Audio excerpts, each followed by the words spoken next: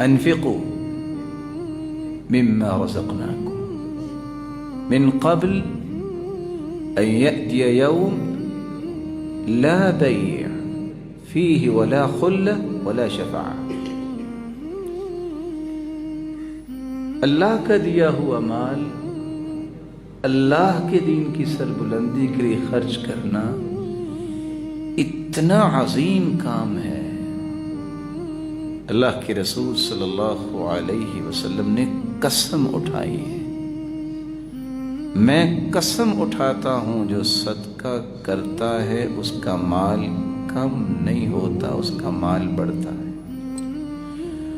پوری دنیا کی صداقت کو اگر اکٹھا کر لیا جائے، جہاں وہ صداقت ختم ہوگی وہاں محمد مصطفیٰ کی صداقت کا آغاز ہوتا ہے. مال کو اللہ کی راہ میں پیش کرنا، اس سے انسان کی جسمانی بیماریاں ختم ہوتی ہیں. داووا مرضاکم بالصدقہ، بیماریوں کا علاج چاہتے ہو صدقہ کیا کرو. صرف جسمانی بیماریاں نہیں، قلبی بیماریاں. ایک شخص آ کے کہتا ہے اللہ کے رسول دل بہت سخت ہے. فرمایا اطعم المسکین وامسح رأس الیتیم، یتیموں کی کفالت کیا کر، مسکینوں کو کھانا کھلایا کر. کتنے لوگ آج بکری کا بچہ پالتے ہیں، کوئی زیادہ ہی شوق والا ہے وہ بلی کا بچہ پالتا ہے، کسی نے پرندے کا بچہ رکھا ہوتا ہے، کسی نے کسی جانور کا بچہ رکھا ہوتا ہے. میں منع نہیں کرتا، کسی انسان کے بچے کو بھی پالا کرو، اس کی تعلیم کا بندوبست کرو، اس کو اچھا انسان بناؤ، دنیا کا رہبر بناؤ. اس کی کفالت کرنے والے کا انعام کیا ہے؟ ایک بچے کی تعلیم پہ کتنا کو خرچ آتا ہے. انا وکافل الیتیم کہاتین فی الجنہ، میں اور یتیم کی کفالت کرنے والا جنت میں اس طرح ہوں گے جس طرح یہ میری دونوں انگلیاں ہیں. کتنا بڑا انعام ہے. لا یتم بعد الحل، بلوغت کے بعد یتیمی ختم ہو جاتی ہے. آخر یہ کتنا بڑا کام ہے، اس سے جسمانی بیماریاں بھی ختم ہوتی ہیں، قلبی بیماریاں بھی ختم ہوتی ہیں، بلکہ معاشرتی بیماریاں بھی ختم ہوتی ہیں. ایک آدمی کہتا ہے لا تصدقن اللیلہ، آج رات میں صدقہ کروں گا. فخرج بصدقته فوضعها في يد زانیہ، رات کی تاریکی میں صدقہ کرنے نکلا اور ایک بدکار عورت کو صدقہ دے کے واپس آ گیا. فاصبح الناس يتحدثون تصدق على زانیہ، لوگوں نے صبح اٹھ کے باتیں کی، لو رات کو آیا تھا اور ایک غلط عورت کو صدقہ دے کے. وہ پھر کہتا ہے لأتصدقن اللیلہ، آج میں پھر صدقہ کروں گا. فخرج بصدقتی فوضعها في يد سارق، کوئی چور چوری کرنے نکلا تھا، یہ اس کو صدقہ دے کے واپس آ گیا. لوگوں نے پھر باتیں کی. یہ پھر کہتا ہے لأتصدقن اللیلہ، آج رات میں پھر صدقہ کروں. فخرج بصدقتی فوضعها في يد غنی، کوئی غنی چہل پہل کرے نکلا ہوگا، یہ اس کو صدقہ دے کے واپس آ گیا. نہ غنی صدقے کے لائق ہے، اور نہ ہی کسی کو پتہ چل جائے کہ فلاں چور ہے اس کو صدقہ دیتا ہے، اور نہ ہی کسی کو پتہ چل جائے کہ عورت ٹھیک نہیں ہے تو اس کو صدقہ دیتا ہے. نیت جب ٹھیک ہوتی ہے تو پھر نتیجہ بھی ٹھیک ہوتا ہے. صبح اٹھ کے کہتا ہے اللہم لک الحمد علی سارق وعلی زانی وعلی غنی، اللہ تیری ہی تعریف ہے جس کو تو دلا دے، میں نے تو تیری رضا کے لیے خفیہ صدقہ کیا. جواب ملا اما صدقتک فقد قبلت، تینوں راتوں میں کیا گیا صدقہ ہم نے قبول کر لیا۔ وَلَعَلَّ السَّارِقَ يَسْتَعِفُ بِهَا عَنْ سَرِقَتِهِ، چور روزانہ کچھ کھاتا ہی ہوگا،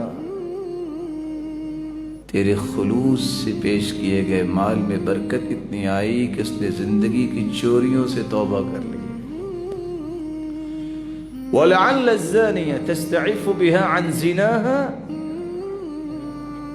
تیرے خلوص میں اللہ نے کتنی برکت ڈالی، وہ زانیہ بھی کچھ کھا کے زندہ تھی، تیرے اخلاص سے پیش کیے گئے مال کی برکت دیکھے وہ پوری زندگی کی برائیوں سے توبہ طائب ہو گئی۔ وَلَعَلَّ الْغَنِيَّ يَعْتَبِرُ فَيُنْفِقُ مِمَّا آتَاهُ اللَّهُ، غنی تو تھا لیکن بخیل بہت تھا، تیرے مال کی برکت ایسی نظر آئی کہ وہ غنی بخل چھوڑ کے وہ بھی خرچ کرنا شروع ہو گیا، تو صدقے سے معاشرتی 3 برائیاں ختم ہو گئی۔ یہاں رک کے اس حدیث کی روشنی میں ایک پیغام بھی دوں گا۔ میں اور آپ آج کیا سوچتے ہیں جو ہمیں نہیں سوچنا چاہیے؟ مجھے پتہ چل گیا نا یار، یہ فلاں میں پنڈی میں گیا تھا تو ایک مسجد میں میں نے پیسے دیے تھے، پتہ نہیں انہوں نے کہیں خود نہ خرچ کر لیے۔ اگر اس نے خود خرچ کیے ہیں تو اس کا حساب دے گا قیامت کو، لیکن تجھے شک کرنے کی شریعت نے اجازت نہیں دی، تجھے ٹو میں جانے کی اجازت نہیں دی۔ پتہ چلا نا تینوں دینی کہ چور نے لیا ہے، یہ کہتا ہے یہ تو ایسے ہی لوگ لے رہے ہیں، میں کرتا ہی نہیں۔ اس نے سوچا جس نے رب کی رضا کے لیے کرنا ہوتا ہے اس کو اس چیز کی پرواہ نہیں ہوتی، وہ دیکھتا ہے، جانچتا ہے اور اللہ کے لیے پیش کر دیتا۔ کچھ لوگوں کی عادت ہوتی ہے، میں مسجد میں جاؤں کیونکہ ایک پنکھا میں نے خرید کے دیا، پوری انتظامیہ کو سلوٹ کرنا چاہیے، کاش کہ یہ نہ دیتا تو اچھا تھا، کیونکہ آپ نے اسی پارے میں سنا لا تبطلوا صدقاتکم بالمن والأذى، احسان جتلا کر اور تکلیف محسوس کر کے اپنے صدقات کو ضائع نہ کرو۔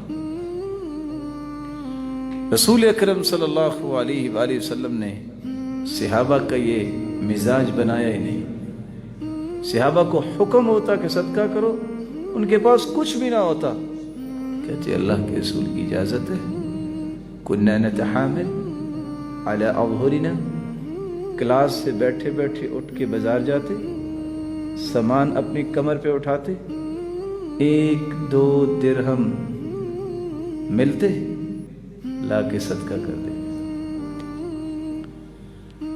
صدقہ صرف معاشرتی بیماریوں کو دور نہیں کرتا، ہر قسم کے فتنے کو بھی دور کرتا ہے۔ فتنة الرجل في أهله وماله ونفسه وولده وجاره، انسان کے نفس کا فتنہ، اہل و عیال کا فتنہ، اولاد کا فتنہ، پڑوسی کا فتنہ اور مال کا فتنہ دور کیسے ہوگا؟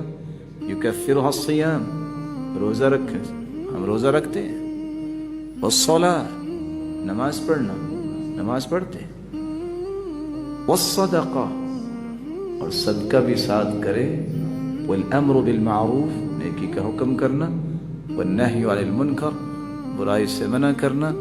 5 کام کر لو، یہ 5 قسم کے فتنے رب تعالیٰ دور فرما دے گا۔ تمنا تو ہوتی ہے انسان کی کہ میں دنیا میں سکون کی زندگی گزاروں، میرا مال بڑھتا ہی نظر آئے۔ ما نقص صدقۃ من مال، صدقہ کرنے والے کا مال کم نہیں ہوتا، بڑھتا ہے۔ اللہ مال تو بڑھ گیا ہے، کہیں موت نہ بری آ جائے۔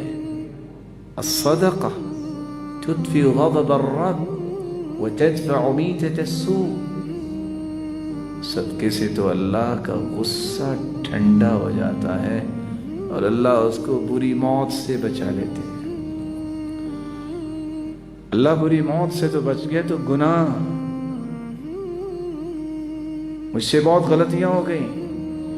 الصدقة تطفئ الخطيئة كما يطفئ الماء النار.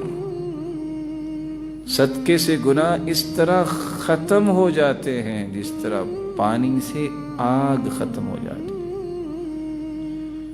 اللہ قبر میں بھی کچھ ہو سکتا ہے, بہت چھوٹی قبر ہے, کیا کروں گا.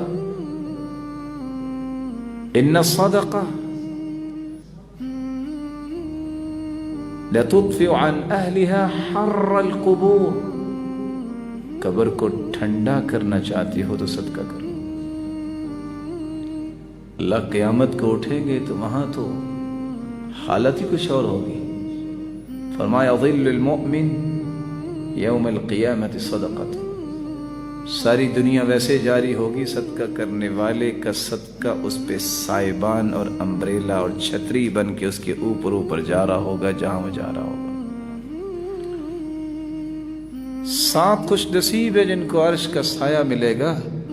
ان میں سے ایک وہ بھی ہے وَرَجُلٌ تَصَدَّقَ بِصَدَقَةٍ فَأَخْفَاهَا حَتَّى لَا تَعْلَمَ شِمَالُهُ مَا تُنْفِقُ يَمِينُهُ. جو دائیں ہاتھ سے صدقہ کرتا اس کے بائیں ہاتھ کو بھی پتہ نہیں چلتا. اللہ اس کو عرش کا سایہ نصیب فرما دے.